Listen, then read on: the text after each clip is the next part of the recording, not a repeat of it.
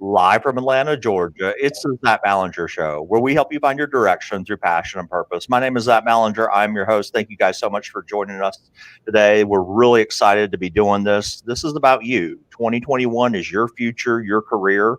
I'm bringing on a career expert to talk to you guys about your career. You can ask questions, Zach at ZachBallinger.com. If you are watching live via the YouTube channel, you're welcome to enter in comments there. This is about you. We're going to answer your questions spanning from, what job interviews, career development, networking, all the good jazz. Mandy, thank you so much for joining the show today. Yeah, absolutely. Thank you for having me on. So, Mandy, before we jump into these questions, could you just give us a brief introduction about yourself? Sure, absolutely. So, hi, I'm Mandy Connolly. The Assistant Director for Career Readiness and Outreach at Eastern Kentucky University. I've been doing that for a handful of years now.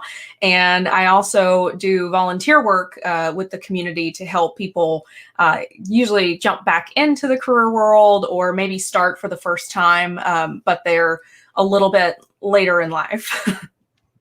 Gotcha. So we get this question all the time. So I'll go ahead and warm it up to you, especially at the college level. How do a lot of students say, Zach, I have no idea what I want to do when I grow up. And so they enter in college, you see them. What advice and tips do you give them? So, especially for someone who's coming into college for the first time, I tell them, I know this sounds kind of cheesy, but honestly, I believe with all of my heart that they need to not worry about that yet. I obviously care very much about their careers, and I think that college is that very obvious pathway for getting to your career. And, that's why you're there at the end of the day, but right off the bat, I think it's really important to keep an open mind. When I meet with a prospective freshman or an actual freshman, and they will often kind of do this look down, shameful, well, I'm exploring or I'm undeclared, I don't have a major. And I always get really excited. I go, good, because I truly think that it's important to have an open mind when you're thinking about what you want to do long term, because there is an extremely high likelihood that if you think you know what you want to do, you're going to change your mind. And especially, I think that can be even more stressful is if you get far along, either in your collegiate process or you have already graduated and you get into a career and you look around, you go, whoa, this is not what I want to do. And so when that happens, that can be very stressful. So I always say when you come into college, keep an open mind, start thinking about what, I know this sounds really cheesy, but what makes you you? What are your interests? What are your skills? What are your likes? What are your values? And that's a line I must admit I'm stealing from a colleague of mine. But that thinking is really important because you have time to look around and understand what the opportunities are. A lot of freshmen aren't even aware of the careers that are out there. They don't know, that there are these different options for them. And somewhere along the way, they stumble into it and they go, oh my gosh, this seems like me. This seems like something I would enjoy. And if they're already locked into another path, I think what I've witnessed anyway, is a lot of times I think that they think that they've failed. If their plan A doesn't work out, they think that going to plan B is somehow a failure on their part. And I get so sad when students tell me that, because that's not even close to true, and I always tell them, look, I'll tell you right now, I love what I do. This is exactly what I am supposed to be doing. And this is my plan, probably J. I never knew that this is what I was going to do. I never knew that this was an option for me. And it just, one tumble into the next to figure out, oh my gosh, this is what I want to do. And it's okay. It's not a failure to deviate from the plan. And I like students to come in with an open mind. So when I talk to a student and they tell me that they're not 1,000% sure what they want to do yet, my reaction is normally first, good. I love that answer because, as I've gotten to travel around to high schools around North America, the common theme that I've found is most of us don't know all the career pathways out there. And according to the government, there's 821 different career pathways in North America. And you said something about, maybe high school students or college students don't know all the pathways. I could challenge a lot of adults don't know. Oh, yeah.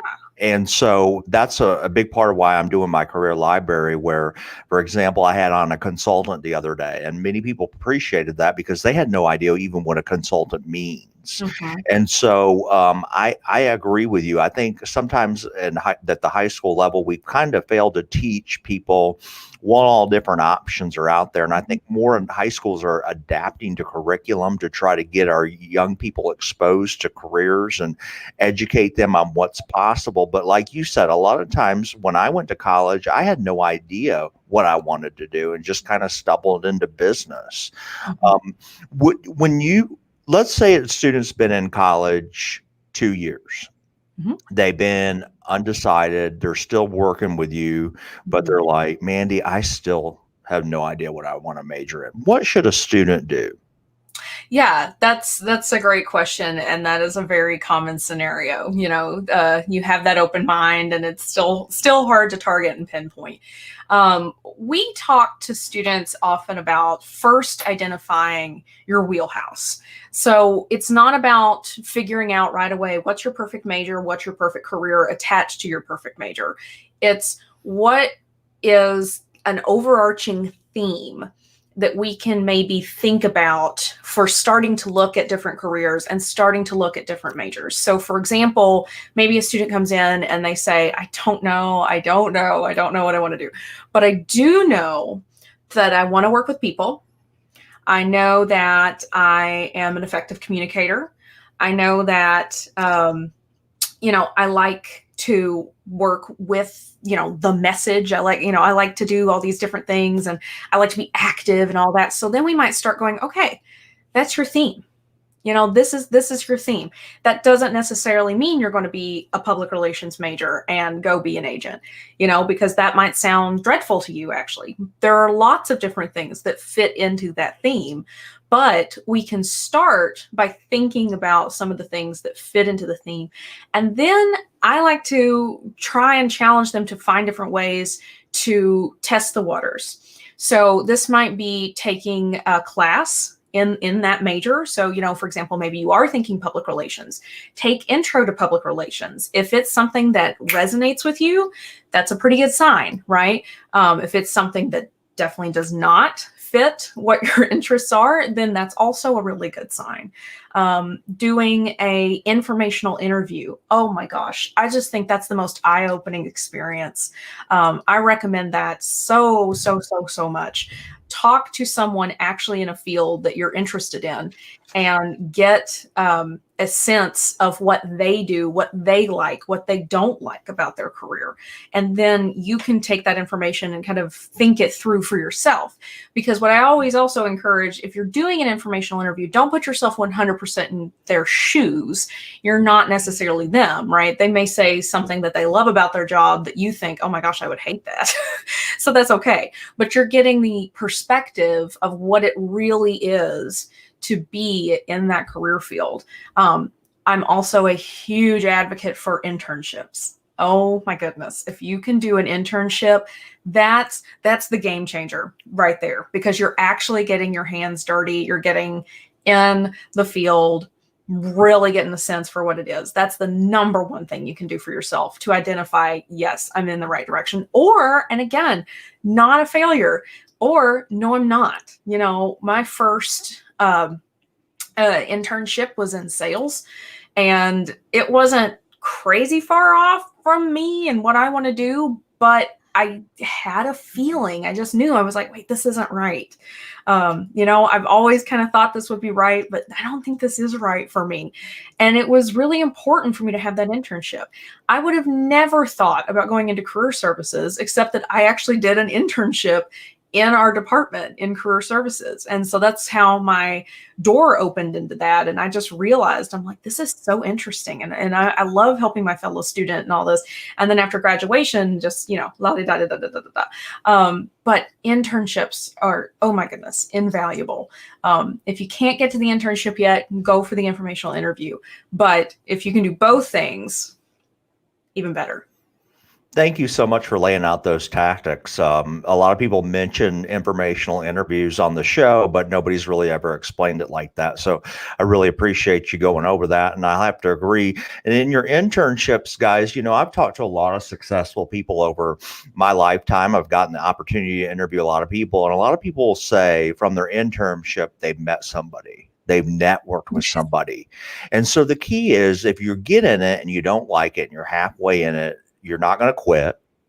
You're going to keep going, and you give your 100% effort and you show up with a smile on your face. Because Mandy, what I've seen sometimes is students do the opposite approach. They're like, I don't want to do this job. They disengage, and then they don't have any recommendations from that internship. And it really turns out in a bad way. So I would just say, suck it up, finish it. Yeah. And make sure that you show up with a smile, because you never know who you're going to meet. Do you find that to be true too? Absolutely. Absolutely. I actually recently was talking with somebody, about the right way to quit, because it is important to know that if you're in a bad situation, you need to step out of it. But you have to think about when it's appropriate to step out, how you're going to step out. And again, those bridges are so important. And so for an internship, like I agree, I think you need to finish the internship, because usually when you go into an internship, it's not an indefinite, thing like, oh, I'm going into this forever. You agree upon, okay, I'm going to do this for X amount of weeks or the semester or so on and so forth. So because you've agreed on that, you got to stick it out for that. You got to finish the internship. But if you get into a career and you start realizing, okay, this isn't right for me, then you do need to figure out, okay, what's the game plan? How am I going to get out of this? Agreed. But for the internship, I'm right there with you. You gotta hang in there, for that time period, because absolutely what you're talking about, the networking is huge. It's part of your story. When you're going into the next interview and you're talking about your previous experiences, of course, they're going to see and know about your internship. They're going to ask questions about your internship, especially for a college student, because that's going to be the closest thing you have to a professional career. So they're really going to dive into that as the interviewer. And so you need to be able to speak positively about your internship experience. You need to be able to speak accurately, about your internship, because recommendations, again, like you're saying, if I call your supervisor and they reflect a different story than what you told me, that might not work out so well for you. So yes, and it may even be that you're going into a different field, but that person can still talk about your work ethic. They can still talk about your demeanor. They can talk about what it's like to be around you, what it's like to trust you. And those transferable soft skills, that is what matters, not what you did. Yeah, I was talking to I think it was a real estate developer the other day on his career, and he's got over $100 million worth of assets in his real estate portfolio. He wanted to be a lawyer when he was in college, and he went to that internship and knew after a week he didn't want to be a lawyer, but he stuck with it. And he showed up, he worked hard. He was kind of like their gopher. And what happened is he learned and met people in real estate law, and they got him interested in that career. And so that's just one example of how sticking with an internship, meeting the right people, might direct you into another passion. The next question comes in from Dryden County High School in Detroit, Michigan, from a senior who says, what is one piece of advice you would give students going into college? Oh my goodness. Yeah. Think, again, I said this already, but think about it with that open mind. Open mind, but intentional. One of my favorite quotes, and it's actually in my LinkedIn summary, just because this just sums up everything I want a student to do. It's like follow your heart, but take your brain with you. And so when you're coming into college, you're keeping the open mind. Maybe you don't have your major figured out right away. All of that's okay. All of that is okay. But if you just put it off, focus on the parties, focus on the fun, then it's going to start slipping away from you way faster than you mean it to. It's going to become a problem. So what it is not to get hyper focused on figuring out exactly what you want to do and exactly what you're going to do for the rest of your life. That's another thing, just a quick interjection, that I see a lot of students be really concerned. I don't want to get pigeonholed. I don't want to get stuck in this career. Again, what we were talking about before, you're not stuck. You can be 45 years old and have a career change. It's okay, but when you're hyper focused on that's the anxiety that does creep up, is, oh my gosh, I haven't decided this, so instead, keep your open mind, but look for every opportunity that's around you to soak up something. And there's always something in your classes. Maybe you're in a group assignment, for example, and you're thinking, I hate this. I hate group assignments. Guess what's probably going to happen to you when you get in a career? You're going to have to work with somebody else. So instead of just kind of, putting all that stuff completely out of your mind, go, okay, you know what? I'm going to take this moment to teach myself how I can better work in a team. I'm going to take this moment to show leadership. I've always felt I had a propensity for leadership, but I've never had the opportunity to lead. So maybe I'm just going to take command and see where that goes. You're in a class where you're writing, you're doing a technical writing, you're emailing a professor, something that simple. You're emailing a professor, and every single time you do it, you might want to think about, how can I better communicate in this, concise little email? How can I better deliver my message? How can I study better? How can I time manage better? Every little thing like that you're building on while you're in school is adding up to leading to better career success. You're going to have, again, just being able to articulate the skills that you have, because you're going to be able to talk about when you intentionally worked on them. You're also going to just be more skilled in that aspect of your career, and it's going to show through. And at the same time, you're also going to be figuring out what you're particularly skilled at and what you need to work on a little bit, because take that group example. Maybe you do take charge and it's just natural. You're like, whoa, this is me. I am in my groove. This is what I'm meant to do.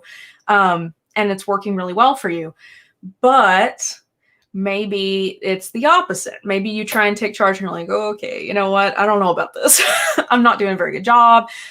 People aren't communicating very well. I'm not staying on task. So I need to reevaluate. How can I get better with these things? And so I think that is the number one thing I would tell a student. Keep an open mind, but that doesn't mean put it off.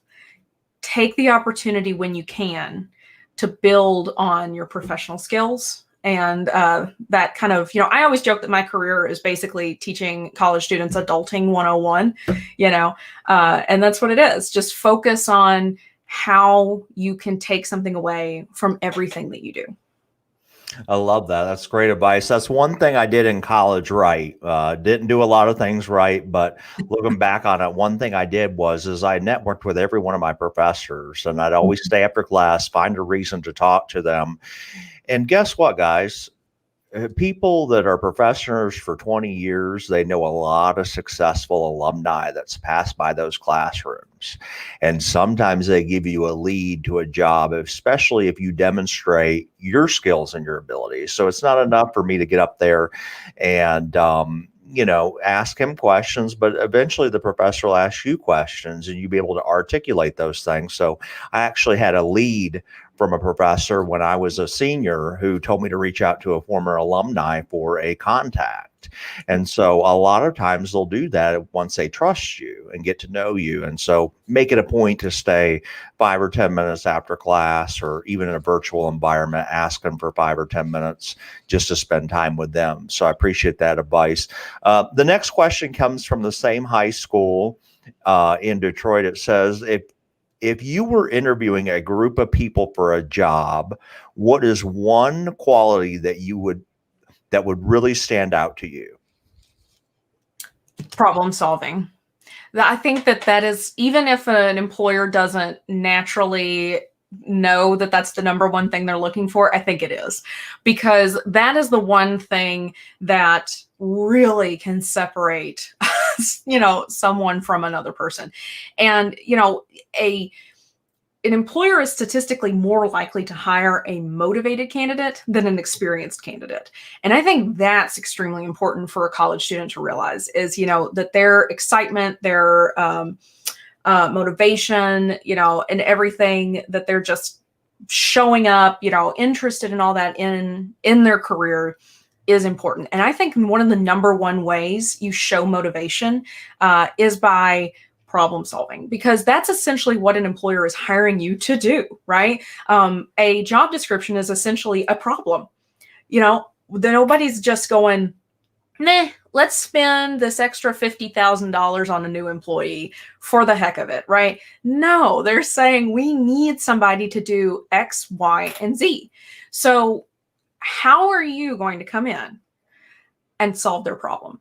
And how are you going to do that better than anybody else? What's going to make you the best fit is how you're going to solve their problem. And beyond that, the little problems that are going to come in between, because that is, to me, because like I have student workers who work for me. And when someone is a problem solver, even just on these small levels, it's like just a weight off my shoulders. I'm like, you're so great at what you do, because instead of having to take everything to someone else, you just said, you know what, let's do this. We've been going in a diagonal for a really long time, but I think if we take this one curve, it's going to change everything. And sometimes it does, and it's in the risk involved in speaking up and speaking your voice with a problem, can be intimidating, especially for a new person coming into a career. But I think that when you do that, you really show them that you understand professionalism, you understand what that employer is looking for, and you are really painting a broad stroke for your value as an employee, because that's what you're bringing to the table. You're bringing somebody who's going to fix whatever's missing and be that employee that they can just let go a little bit, because it also, I think that problem solving touches on so many other skills, being able to work trusted with some autonomy. Absolutely. Being able to be trusted with some leadership, being able, communication. Sometimes, you have to be able to communicate your solution to the problem. But again, I think that the number one thing that you can really do to set yourself apart from other people is to show that employer that you're a problem solver. I love that. In the corporate world, we always say, what value do they bring? Mhm. And it's almost like you're explaining it from that side. That's exactly what it is what problem do you solve? Well, what value do you bring? And those are kind of one of its own entity. So it makes complete sense. Very good advice. So the last question for you, what drives you to do this job? You help so many students every day, whether it be job interviewing, networking skills, cover letters, resume tips. What makes you so happy and excited about this job? Yeah. That is such a loaded question almost. But in all honesty, gosh, I do love it because no matter who I'm working with, you know, the person who is so driven and knows exactly what they want to do, and, you know, they're just trying to figure out how they get from point A to point B the easiest way. The person who's completely lost, the person who has had a struggle in their life, who's, you know, set them back for some reason or another, like a laid off. You know, I work with alumni. So we have a lot of people, like right now during COVID, it has been really heartbreaking for me to see how many of our alumni are struggling because they're being laid off or just having to do a turnaround, you know, different things. So no matter what the situation is, it's a different problem that I'm solving. So if I can brag on myself, I guess a little bit, but it's a different problem that I'm helping them solve. Actually, that's the far better thing because I'm not solving anybody's problem. I'm helping them solve a problem. And I love that. I love to see somebody else get it. I love to see somebody else be excited. I love to see somebody else being hopeful. You know, when it's really hard to find a job and you've been struggling, you've applied to 75, 80, 100 jobs and you just haven't heard back from anybody. And now all of a sudden there's this rekindled faith that maybe it's going to happen for you. That is just so thrilling for me. And the big reason that I enjoy particularly working with career services, you know, because I think that same joy can be found in any kind of education, really, in any of the sectors of education. But the reason I enjoy career services so much is because this is an area where, you know, there are YouTube channels that talk about it and everything. Bless you for doing this. But it's not something that's easy to get access to, you know, because this is great. This is great that there are these opportunities out there, that there are people like you who are helping answer these questions and things like that. Because in the larger scheme of it, nobody, you know, I work with students who feel so guilty that they don't know how to write a resume or that they don't know how to interview. And it's like this shame that they're carrying around. And I say, when were you supposed to learn how to do that? You know, why do you feel guilty about that? That's what my job is to teach you how to do this, probably, possibly for the first time.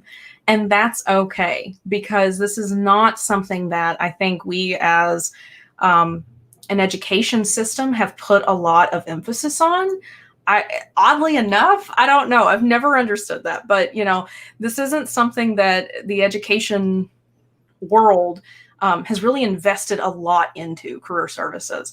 And so we're now able, because, you know, those of us who are in these career fields for potentially the first time, to inspire someone to think about how they can get better, what they can do, and to keep an open mind and to find the things that actually interest them and that they want to do.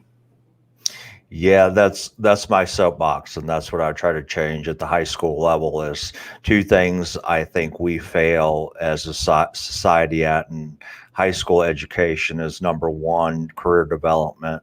And I've seen some high schools and counties take a better approach to that. But number two is also personal finance. A lot of people that graduate don't even know what a checkbook is or IRA, 401k, and I think those two components are crucial in learning when you should graduate high school. And I'm seeing a more dedicated effort, and I love it. So, Mandy, you've been great. I'm going to really recommend this for all of our college students, especially the ones that are entering in today. I thought your answers were succinct and concrete, and you're doing this all from just a giving back perspective. You're at a college, and I just really appreciate your time. You could be doing a lot of other things on Super Bowl Sunday. So thank you for giving back. Yeah, absolutely. Thank you for having me on. I love to talk about this, actually. So it's all good. Well, thank you again and have a great day.